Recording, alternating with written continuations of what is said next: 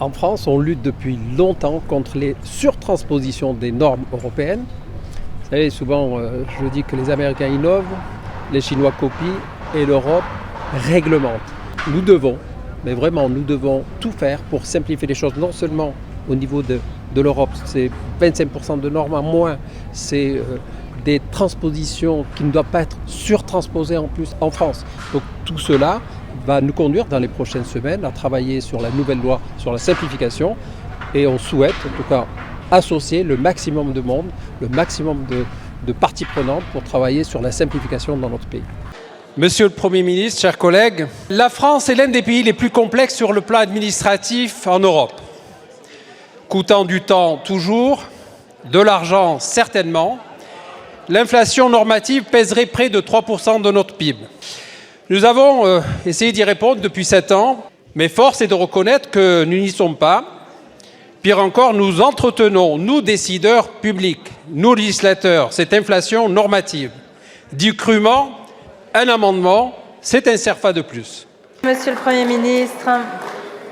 Merci Madame la Présidente, Mesdames et Messieurs les députés, Monsieur le député Mohamed Lakila.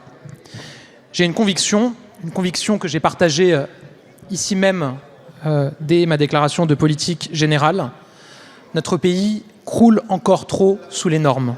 Elles sont trop nombreuses, elles sont trop complexes. Je sais que vous partagez cette conviction, nous avons eu l'occasion d'en parler à de nombreuses reprises. L'excès de normes, il bride l'entrepreneuriat, il bride l'innovation, il brime les Français. Alors j'ai donné un mot d'ordre, simplifier. Simplifier partout où c'est possible la vie des Français, la vie des entreprises. Pour y parvenir, j'ai demandé au ministre de l'Économie et des Finances, Bruno Le Maire, de bâtir un grand projet de loi de simplification. Nous sommes partis des demandes et des attentes des entrepreneurs. Il y a une vaste consultation qui a été lancée et nos solutions, je le dis, celles que nous proposons dans ce texte, elles viennent d'abord du terrain et des entrepreneurs. Ce sont leurs suggestions, leurs idées, leurs simplifications qui se traduisent dans ce texte. Alors nous allons partir dans une grande chasse aux CERFA. Ces formulaires, on le sait, c'est depuis longtemps une passion administrative française. Il en existe plus de 1800. C'est beaucoup trop. C'est beaucoup trop. Aussi, j'ai chargé le ministre de mener la traque aux CERFA inutiles et de progressivement, dans les prochaines années, mettre fin à l'usage des CERFA.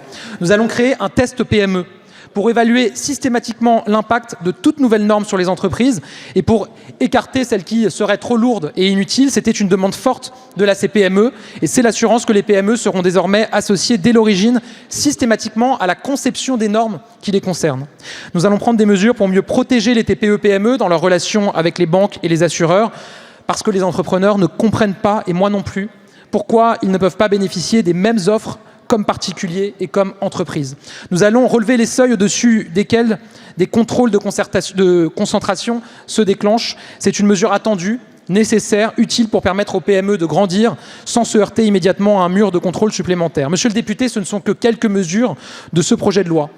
Nous pouvons améliorer ce projet de loi, nous pouvons l'enrichir, nous pouvons construire d'autres mesures et d'autres propositions. Je compte sur vous, dont je connais l'engagement, et plus largement sur l'ensemble de la représentation nationale pour nous faire des propositions. Je veux aussi le dire, et vous le soulignez, ce travail, on doit le mener au niveau européen.